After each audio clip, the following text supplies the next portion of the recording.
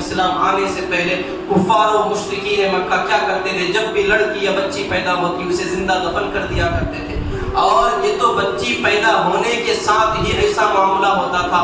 باپ جو پیدا کرنے والا ہوتا ہے وہی باپ اپنی بچی کو زمین کے اندر زندہ دفن کر دیتا. کبھی باپ اپنے پاؤں سے اس کے گلے پر پاؤں رکھ دیتا, بچی چیخ چیخ کر دم گھٹ جاتی اور مر جاتی, تب بھی انسان کو رحم نہیں آتا.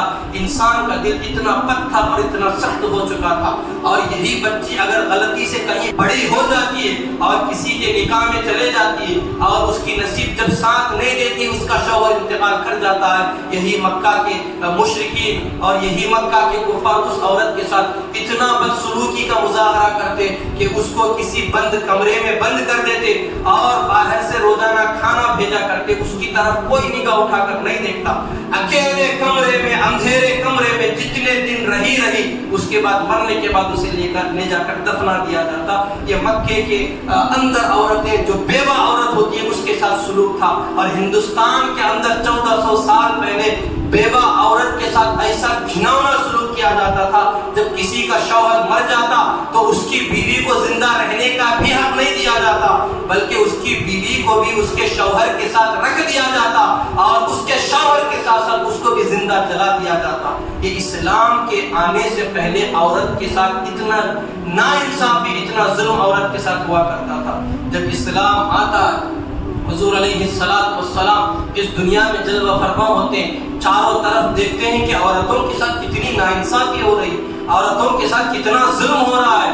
کبھی کسی بچی کو پیدا ہوتے ہی دفن کر دیا جاتا, کوئی بچی بڑی ہو جاتی ہے تو پھر اسے نوکر کی طرح سمجھا جاتا. حتیٰ کہ عرب کے اندر یہ اصول بن گیا تھا کہ ماں جب بوڑھی ہو جاتی ہے تو اسے غلام بنا کر بیچا بھی جاتا تھا پیدا کرنے والی ماں کو تک.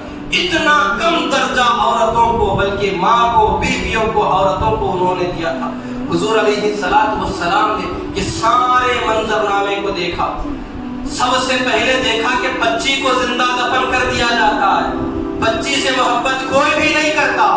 حضور علیہ السلام یہ سارے چیزوں کو دیکھ کر حضرت فاطمہ رضی اللہ تعالیٰ عنہ جب پیدا ہوتی ہے, حضور علیہ السلام بیٹی کے ساتھ ناانصافی کو دیکھ کر لوگوں کے دلوں میں بیٹی کی عظمت, محبت, پیار بڑھانے کے لیے حضور علیہ السلام جتنا پیارا انداز اپناتے ہیں.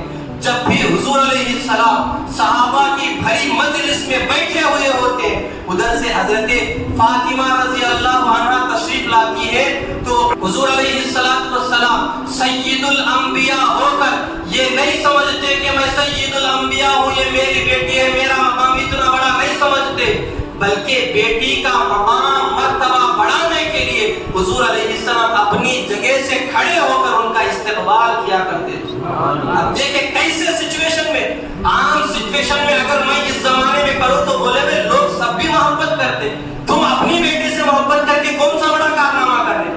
یہ زمانہ کون سا تھا؟ بیٹیوں کو زندہ دفن کرنے کے زمانے میں نبی علیہ السلام کا وہ عمل سارے انسانیت کو درس دیتا. لوگوں, اللہ بیٹیاں اس لیے نہیں پیدا کرتا کہ تم انہیں زندہ دفن کرو, اللہ بیٹیاں پیدا کرتا ہے کہ تم اس سے پیار و محبت کا معاملہ کرو.